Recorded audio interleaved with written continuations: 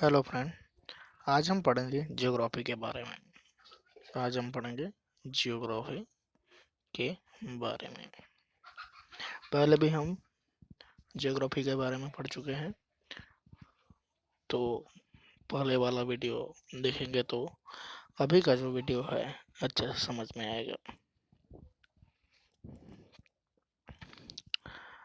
आज हम पढ़ेंगे ज्योग्राफी के बारे में। ज्योग्राफी में पहला पढ़ेंगे हम भारत की मिट्टी।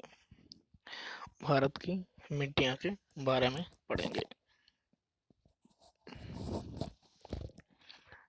भारत की मिट्टियों के बारे में पढ़ेंगे तो मृदा की अध्ययन, मिट्टियाँ क्या है, भारत की मिट्टी में क्या है, मृदा के अध्ययन को भूमि विज्ञान या पेडोलॉजी कहा जाता है। भारतीय कृषि एवं अनुसंधान परिषद ने भारतीय मिट्टियों को 8 वर्गों में विभाजित किया है। किसने किया है? भारतीय कृषि एवं अनुसंधान परिषद ने भारतीय मिट्टियों को 8 वर्गों में विभाजित या बांटा है। मिट्टियाँ उसकी विशेष तथ्य को देखते हैं, कौन कौन सी मिट्टी है 8 वर्गों में बांटा गया है, उन मिट्टियों को जानेंगे। पहला मिट्टी देखते हैं हम। पहला देखते हैं हम जलोढ़ मिट्टी के बारे में। जलोढ़ मिट्टी क्या होती है वो देखेंगे। यह 40% भाग पर विस्तृत है। यह क्या है? भारत में सर्वाधिक है। 40 भारत के क्षेत्रफल में 40% भाग पर विस्तृत है। जैसे भारत का क्षेत्रफल है उसमें क्या है, 40% भाग पर क्या है, जलोढ़ मिट्टी विस्तृत है। इसमें नाइट्रोजन है, इसमें फास्फोरस है, ह्यूमस है कि नहीं, इसमें इनमें क्या है, नाइट्रोजन, फास्फोरस, ह्यूमस की कमी होती है। यह सर्वाधिक उपजाऊ मिट्टी है। जलोढ़ मिट्टी यह धान की खेती के लिए उपयुक्त है। यह किसके लिए उपयुक्त है? धान की खेती के लिए। दूसरा देखते हैं। दूसरा है काली मिट्टी। इसे रेगूर या कपासी मिट्टी कहा जाता है। काली मिट्टी को रेगूर या कपासी मिट्टी कहा जाता है, ध्यान में रखें। काली मिट्टी को रेगूर या कपासी मिट्टी कहा जाता है। यह कपास की खेती के लिए सर्वाधिक उपयुक्त है, इसीलिए इसे कपासी मिट्टी कहा जाता है। लोहा, चूना, एल्युमिनियम एवं मैग्नीशियम की उपस्थिति के कारण इसका रंग काला होता है। किसके किसकी उपस्थिति? लोहा, चूना, एल्युमिनियम, मैग्नीशियम की उपस्थिति के कारण इसका रंग काला होता है। इसका निर्माण लावा के अपक्षय से होता है। जब ज्वालामुखी क्या होती है, जब ज्वालामुखी निकलती है तो लावा निकलता है। लावा निकलने के कारण लावा के अपक्षय होता है। लावा में मिट्टी पर आती है तो मिट्टी जब ज्वालामुखी है ना, ज्वालामुखी पड़ता है ना, तो लावा ऊपर आती है तो लावा की ठंडा हो जाता है। लावा के अपक्षय होने, मिट्टी के ऊपर आता है, लावा ठंडा हो जाता है तो उसका अपक्षय होने के कारण क्या होता है, काली मिट्टी का निर्माण होता है। और काली मिट्टी में लोहा, चूना, मैग्नीशियम, एल्यूमिनियम की उपस्थिति होती है, इसी कारण इसका रंग काला होता है। उसके बाद होता है लाल मिट्टी। तीसरा हम देखेंगे लाल मिट्टी के बारे में। लोहे की ऑक्साइड के कारण इसका रंग लाल होता है। किसके ऑक्साइड के कारण? लोहे को हम रासायनिक सूत्र Fe होता है। लोहे की ऑक्साइड के कारण इसका रंग लाल होता है। इसमें नाइट्रोजन, फास्फोरस एवं ह्यूमस की कमी पाई जाती है। इसमें नाइट्रोजन, लाल मिट्टी में क्या है, नाइट्रोजन की कमी पाई जाती है, फास्फोरस की और ह्यूमस की कमी पाई जाती है। यह मोटे अनाज, दलहन, तिलहन और तंबाकू के लिए उपयुक्त होती है। इसमें सिलिका तथा लोहे की प्रधानता होती है। किसकी? सिलिका तथा लोहे की प्रधानता होती है। इसमें सिलिका और लोहा अधिक मात्रा में पाया जाता है। यह काजू एवं बागानी खेती के लिए उपयुक्त होती है। तमिलनाडु, ओडिशा, मेघालय के कुछ क्षेत्रों में पाई जाती है क्या है, लाल मिट्टी जो है तमिलनाडु, उड़ीसा और मेघालय के कुछ क्षेत्रों में पाई जाती है। उसी प्रकार देखते हैं चौथा नंबर पे हम देखेंगे, चौथा नंबर पे है जंगली तथा इसे पर्वतीय मिट्टी भी कहते हैं। ह्यूमस की अधिकता के कारण अम्लीय होती है। ह्यूमस की अधिकता के कारण क्या, जहाँ ह्यूमस की अधिकता होगी तो वहाँ क्या होगा, अम्लीय होती है। यह चाय, कॉफी, मसाले के लिए उपयुक्त होती है। पर्वतीय मिट्टी ये चाय, कॉफी और मसाले के लिए उपयुक्त होती है। चाय, कॉफी, मसाले पर्वतीय भाग में बोया जाता है या उगाया जाता है। मरुस्थलीय मिट्टी किसे कहते हैं, उसके बाद देखते हैं मरुस्थलीय मिट्टी किसे कहते हैं। पांचवें नंबर पे देखते हैं मरुस्थलीय मिट्टी किसे कहते हैं। यह ज्वार तथा बाजरा जैसे मोटे अनाजों के लिए उपयुक्त होती है। इसमें घुलनशील लवण तथा फास्फोरस अधिक मात्रा में पाया जाता है। मरुस्थलीय मिट्टी ज्वार तथा बाजरा के लिए क्या होती है, अच्छी होती है उगने के लिए। इसमें घुलनशील लवण तथा फास्फोरस अधिक मात्रा में पाई जाती है। उसी प्रकार देखते हैं छठवां नंबर पे देखेंगे लवणीय तथा क्षारीय मिट्टी। इसे रेह, ऊसर, कल्लर भी कहा जाता है। लवणीय मिट्टी को रेह, ऊसर, कल्लर भी कहा जाता है। देखो लवणीय मिट्टी या क्षारीय मिट्टी जिसे कहते हैं उसको रेह भी कहते हैं, ऊसर भी कहते हैं या कल्लर भी कहते हैं। यह पंजाब में, हरियाणा या उत्तर प्रदेश, बिहार, महाराष्ट्र में पाई जाती है। उसी प्रकार हम देखते हैं सातवां नंबर गीली मिट्टी या दलदली मिट्टी। इसका निर्माण अत्यधिक आर्द्रता, जहाँ अत्यधिक नमी होगी, है ना, नमी होगी, आर्द्रता वाली दशाओं में कार्बनिक तत्वों के जमाव से होता है। यह खेती के लिए उपयुक्त होती है। यह खेती के लिए उपयुक्त कार्बनिक तत्वों के जमाव से होता है, जैसे पेड़ पौधों के जमाव, पेड़ पौधों से पेड़ पत्तियों के जमाव से, है ना। इस प्रकार कार्बन जो उत्सर्जित करते हैं। भारत की प्राकृतिक वनस्पतियां किसे कहते हैं। अब देखेंगे भारत की प्राकृतिक वनस्पतियां। हम भारत की मिट्टी के बारे में जाने, अब भारत की प्राकृतिक वनस्पति के बारे में जानेंगे। देखो वनों के प्रकार, विस्तार और वृक्षों के प्रकार, विशेषताएं, ये सब के बारे में जानेंगे। वन के प्रकार जानेंगे, है ना, उसका विस्तार कहाँ है, इसके वृक्षों के प्रकार कौन कौन सा है वन में, उस वन में, और उसकी विशेषता क्या है वो जानेंगे। पहला देखते हैं उष्ण कटिबंधीय सदाहरित वन। सदाहरित ये हमेशा हरा होती है या हमेशा ये हरा भरा रहता है। उष्ण कटिबंधीय सदाहरित वन। उष्ण कटिबंधीय क्षेत्र कौन सा होती है, उष्ण कटिबंधीय क्षेत्र कौन सा होता है, जैसे पृथ्वी है, ये 0 डिग्री है, ये उष्ण कटिबंधीय क्षेत्र है 23.5 डिग्री 0, ये मकर का रेखा है और ये है मकर रेखा। फिर नदन हेमिस्फीयर और सदर्न हेमिस्फीयर देखेंगे। 0 डिग्री से 23.5 डिग्री सदर्न नॉर्दर्न हेमिस्फीयर में और 23.5 डिग्री सदर्न हेमिस्फीयर में। इसे उष्ण कटिबंधीय क्षेत्र कहते हैं। तो उष्ण कटिबंधीय सदाहरित वन, सदाहरित वन मतलब यहाँ हमेशा हरा भरा रहता है, यहाँ पत्तियां नहीं गिराते हैं, यहाँ हमेशा हरा भरा रहता है। पेड़ क्या है, पत्तियां नहीं गिराते हैं, यहाँ पर हमेशा ही साल में पूरे साल क्या होती है, हरा भरा रहता है। अब इसका विस्तार देखते हैं, है ना। इसका विस्तार कहाँ पर है, सह्याद्री क्षेत्र में है, शिलोंग पठार में सह्याद्री क्षेत्र है। उसके बाद क्या है, शिलोंग पठार है, सह्याद्री क्षेत्र है, शिलोंग पठार है। अंडमान निकोबार द्वीप है और लक्षद्वीप में पाया जाता है।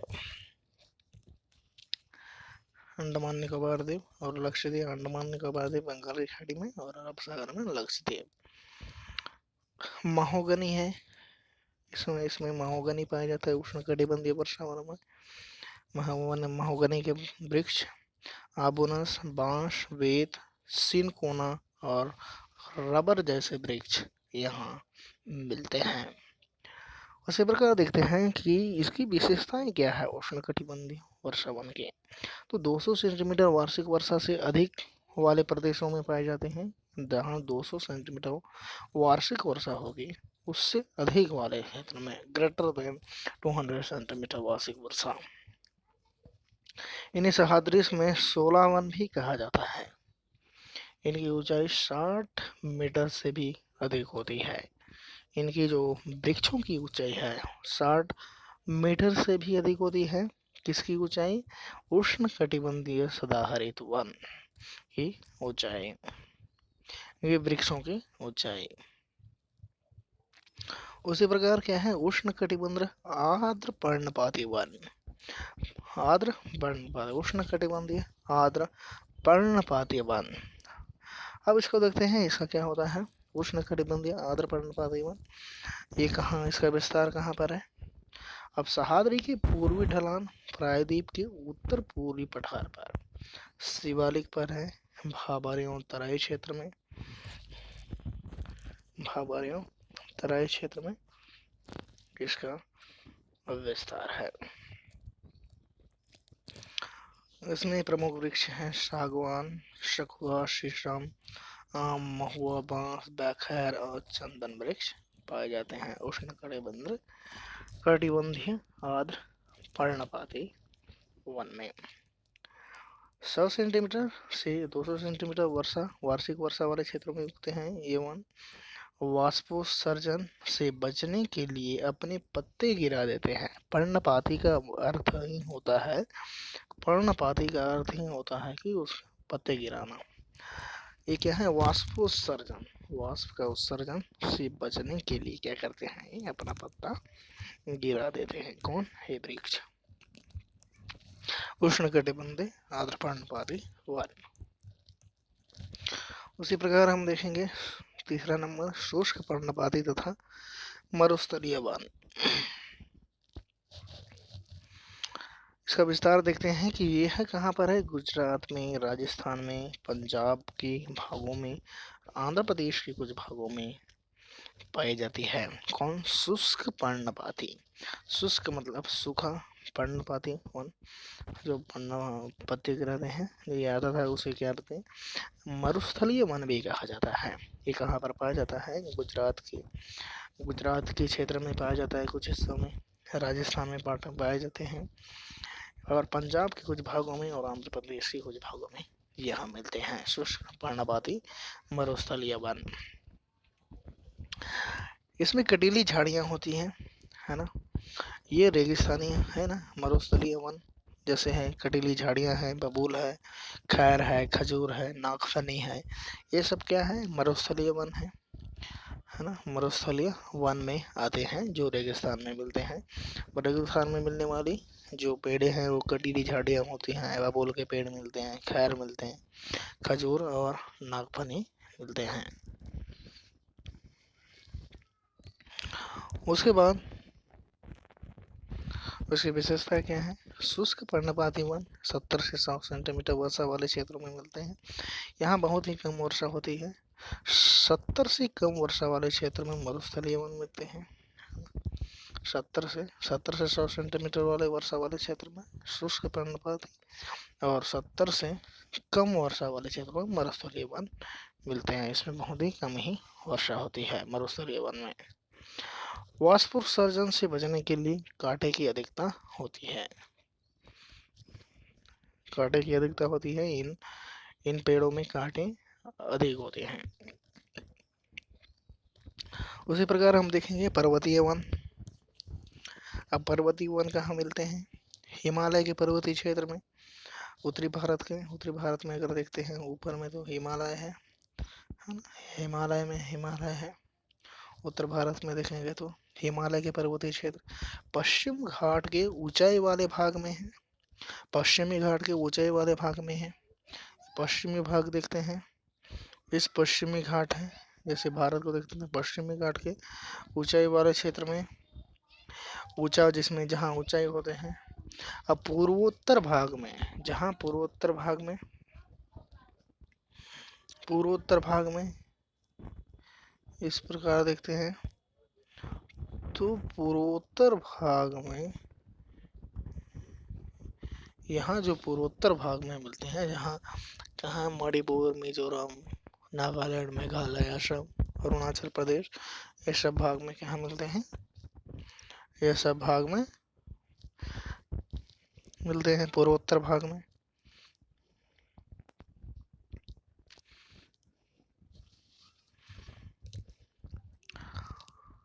पर्वतीय वन मिलते हैं। उष्णकटिबंधीय से लेकर अल्पाइन वन तक के वृक्ष मिलते हैं। उष्णकटिबंधीय से लेकर अल्पाइन वन तक के वृक्ष मिलते हैं। देवदार, स्प्रूस, सिल्वर, लॉरेन, चीड़ आदि ये क्या है, वृक्षों के प्रकार है ना, ये वृक्ष मिलते हैं वो उष्णकटिबंधीय कौन सा, पर्वतीय वन में। पर्वतीय वन में कौन कौन से, देवदार, स्प्रूस, सिल्वर, लॉरेल, चीड़ आदि में। इसकी विशेषता क्या है, 1500 से 3500 मीटर तक की ऊंचाई तक कोणधारी सदाहरित वन पाए जाते हैं। यहाँ अल्पाइन चारागाह मिलते हैं, मुलायम लकड़ी भी पाई जाती है। उसी प्रकार देखते हैं ज्वारीय वन में गंगा, गोदावरी, कृष्णा के डेल्टाई भाग में, गंगा के डेल्टाई भाग में, गंगा के डेल्टाई भाग में मिलते हैं। ये गंगा नदी है। गंगा नदी जब समुद्र से बंगाल की खाड़ी में गिरती है तो अनेकों भागों में क्या है, वो विस्तृत हो जाती है, डेल्टा का निर्माण करती है गंगा नदी। उसी प्रकार गोदावरी नदी भी करती है और कृष्णा नदी भी डेल्टा का निर्माण करती है। यह पूर्वी भाग में, भारत के पूर्वी भाग में गिरते हैं, मतलब बंगाल की खाड़ी में। गुजरात, महाराष्ट्र के तटीय क्षेत्र में भी मिलते हैं क्या, ज्वारीय वन। इसमें मैंग्रोव आते हैं, सुंदरी आते हैं, केरिजुआना, केवड़ा आदि वृक्ष आते हैं। बंगाल का सुंदरबन डेल्टा महत्वपूर्ण है, ये लवणीय होते हैं, है ना। यहाँ पर देखेंगे तो बंगाल का जो सुंदरबन डेल्टा है, बंगाल में सुंदरबन डेल्टा है, वो महत्वपूर्ण है। इसमें ये लवणीय होते हैं। ज्वारीय वन लवणीय होते हैं, ज्वार तथा चक्रवातों से रक्षा करते हैं। मतलब जो चक्रवात आते हैं, समुद्र से चक्रवात निकलते हैं, है ना, उससे क्या करते हैं ये वन, ज्वारीय वन रक्षा करते हैं। अब देखते हैं भारत में वनों की स्थिति।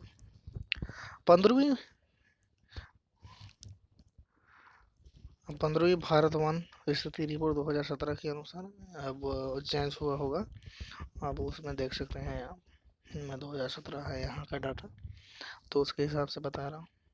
तो 15वीं भारत वन स्थिति रिपोर्ट 2017 के अनुसार भारत का कुल वृक्ष एवं कुल वनावरण क्षेत्रफल 8,02,088 वर्ग, और यह किलोमीटर है, मिलीमीटर है, किलोमीटर है, मतलब 24.39% है।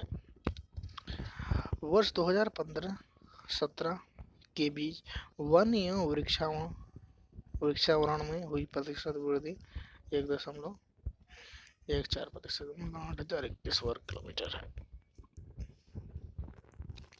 भारत के शीर्ष 5 सर्वाधिक वनावरण क्षेत्र वाले राज्य, निम्न वनावरण क्षेत्र वाले राज्य इस प्रकार हैं, आप देख सकते हैं। सर्वाधिक वनावरण वाले क्षेत्र वाले राज्य देख सकते हैं आप। इसका क्षेत्र में किलोमीटर स्क्वायर में दिया हुआ है।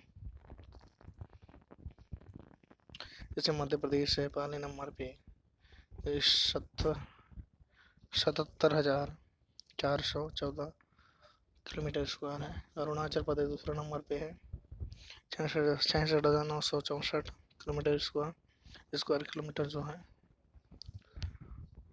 उसके बाद छत्तीसगढ़ आती है तीसरा नंबर पे, 55,547 वर्ग किलोमीटर।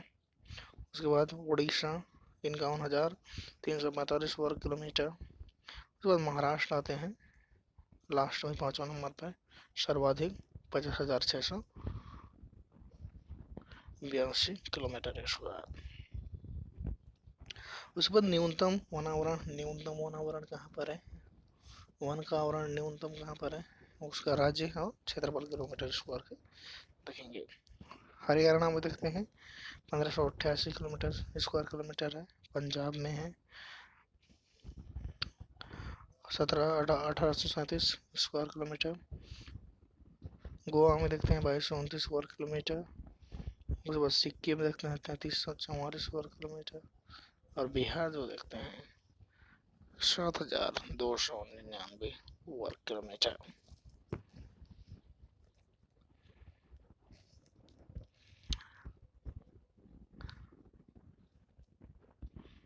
आशा करता हूँ वीडियो अच्छा लगा होगा, तो आप इसे लाइक शेयर सब्सक्राइब करें।